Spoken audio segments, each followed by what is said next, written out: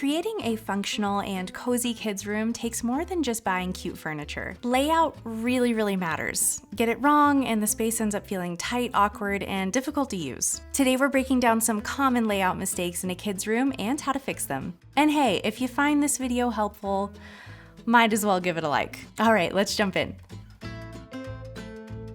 So in this example, the desk is crammed beside the bed, with barely any room to move the chair. The layout feels tight, and the misaligned rug throws off the whole vibe. To fix this, center the bed for a better flow. The desk now has its own corner with room to work comfortably, and the rug lines up, tying everything together visually. In this example, the bed is too close to the wardrobe, making access to storage more difficult. And there's a lot of wasted space.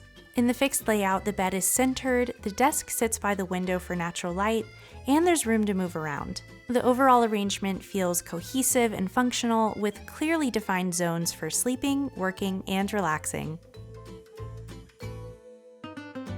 Next up, this room has a bed that's placed right under the window, which can cause discomfort from drafts, light, and noises. The wardrobe is way too close to the foot of the bed, limiting ease of access, and the desk could be optimized better for natural light. In the corrected layout, the bed moves to a solid wall, making it a quieter, cozier place to sleep. There's also more walking space around it with better access to the wardrobe. And the desk now sits by the window where there's plenty of natural light and a better view. In this example, the room feels underused, especially the left side, which is completely empty. It lacks personality and doesn't really serve any purpose beyond the basics. Plus, the bed is too close to the desk, making it uncomfortable to sit or move around. In the corrected version, the empty corner now becomes a cozy relaxation zone. The room feels balanced, with work on one side and relaxation on the other. In this room, again, the bed is right under the window, bringing in discomfort from drafts, noises, and harsh light. To fix this, shift the bed to a solid wall for more comfort, privacy, and better temperature control. The wardrobe is now aligned with the entry wall, so it's easy to access and doesn't interfere with the room's flow.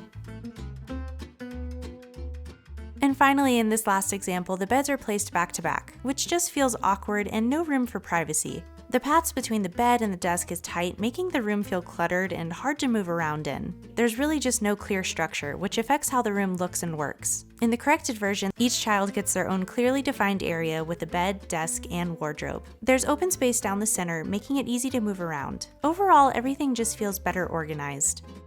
So, as you can tell, even small layout adjustments can make a huge difference in how a kid's room looks and functions. Before you go, here's just a quick little recap of things to keep in mind. Keep walkways open so the room is easy to move around in. Let natural light hit your workspace if you can.